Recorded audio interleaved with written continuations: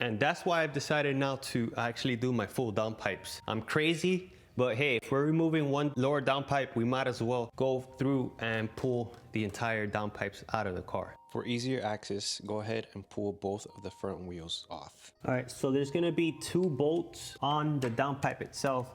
You're gonna wanna use a really long extension. This is a 24-inch extension, I believe.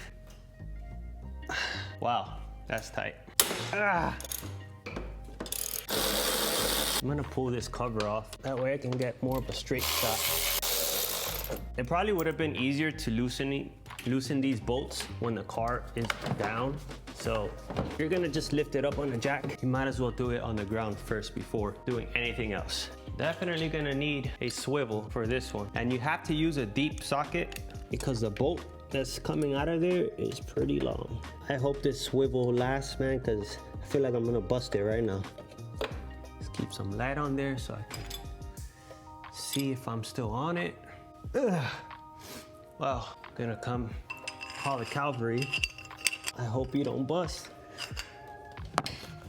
Ah, the pin came out, but at least it's loose. All right, so now under the car, we're gonna be pulling off those 2 bolts there that are tainted in orange. And there's one more bolt on the downpipe. You can see it right there. So 14 millimeter, and I think those might be 17s. Let's do the 14 millimeter. Even my big Ugga Dugga doesn't break that. It's gonna have to be my elbow grease. All right, baby, let's go.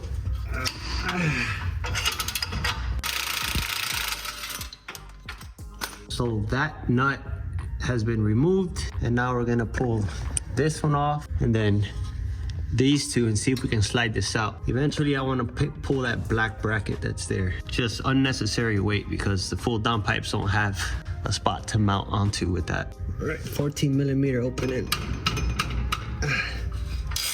It's so nice that this car is brand new because although the bolts are pretty tight, they're not seized. This downpipe should be loose except for the oxygen sensor. All right, so I went ahead and stuck my arm up, my left arm through here, pushed it with my index finger, and then with my thumb and my middle finger, I pulled back on the harness. So that's good to go.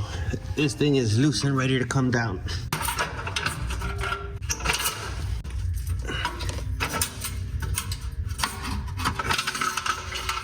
I honestly never thought I'd be doing downpipes in my garage. All right, so now there's 10 millimeter nuts holding the heat shield in place. There's a bolt going through there. So to gain access there, you want to turn this wheel and then you'll be able to get a straight shot there.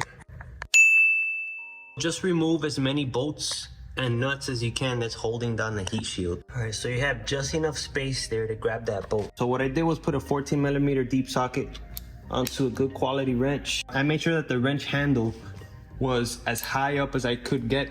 That way I have some leverage to kind of push down. I also use my pull method to get a little more torque. You need to have a deep socket that's about 2 inches long. Anything longer than 2 inches, the handle's gonna go further this way. And you see that arch? That's not gonna allow you to get the leverage you need. All right, so now for the other one, I'm going straight on. For the next one right behind there, I'm going with the swivel and a 14 millimeter with the long extension. Bringing it out all the way over here. That way I have some more leverage. All right, so now with all 5 of those heat shield bolts, and you're removing that one bracket with the 2 14 millimeter bolts, this should come free. All right, so now there's heat shields around the turbo, which is covering the V-band flange. There's 2 bolts holding down the heat shield for the turbo. So they're 10 millimeter bolts. You have to use a really small wrench. The profile needs to be very small. So I used a 1/4 inch wrench. At one point I didn't have enough torque because the 1/4 inch wrench is so small and I was literally using my fingers. I stuck it inside a 6-inch 3/8 extension and I pushed on it. It's not easy, but it's doable. So now what I'm gonna do is separate the heat shield, kind of bend it out of the way so then I can get to that 13 millimeter bolt on the V-band. It's turning. Literally the last bolt on here for the passenger side.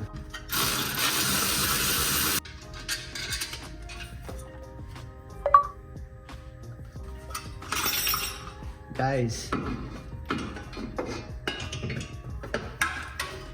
Fuck yeah! This is the most satisfying feeling right now. Holy crap, dude. Hell yeah. 3 hours a night, definitely worth it. This is definitely not an easy task. I can't believe these things even push power. Jeez, man, that thing is tiny. All right, so let me give you a rundown. See if I can kind of remember. These are 3 pieces. All right, so there's 6, I believe there were 6 10 millimeter bolts and nuts that were holding down these heat shields around that guy. Then once you pull these out, you have a couple other 10 millimeters that are holding onto the heat shield on the turbo itself. So those 2 you pull out, then you bend the metal, the heat shield, so you can gain access to a 13 millimeter bolt that has this guy bolted to the turbo. And that's it. I mean, it's very tedious. You need very skinny arms and willing to get some scratches, maybe bruises. They're out. Shit. And somebody said I'm not gonna be able to do any work here in this Hello Kitty garage. Boy, more than likely, the driver's side is gonna be relatively the same. You have the same bolt. You need to come up through up here to loosen. You're gonna loosen that guy right there.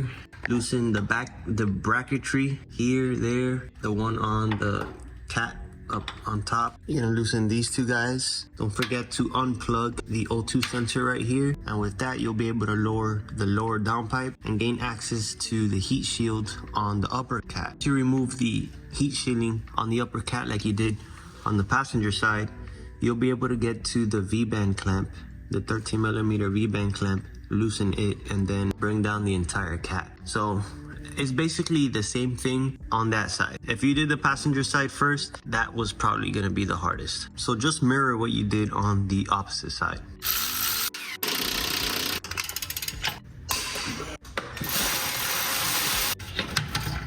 Sweet. So probably the most trickiest one to get to is the one you're gonna need a very low profile wrench. Make sure you do not strip these bolts because then you're gonna have to pull the whole freaking turbo out.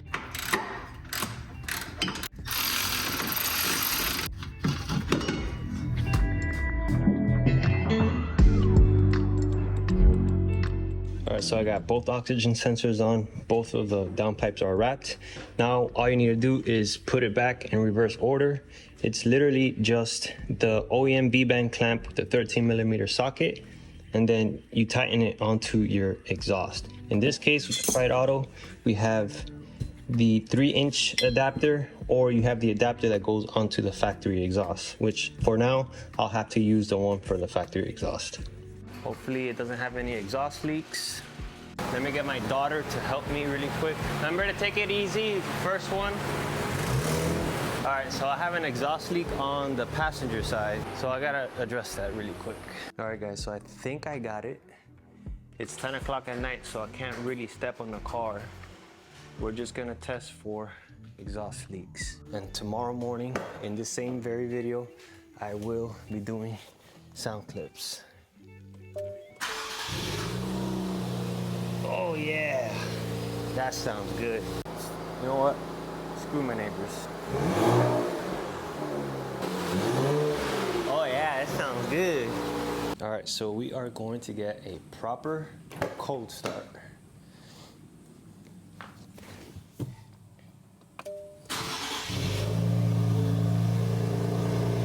Oh, it's definitely louder.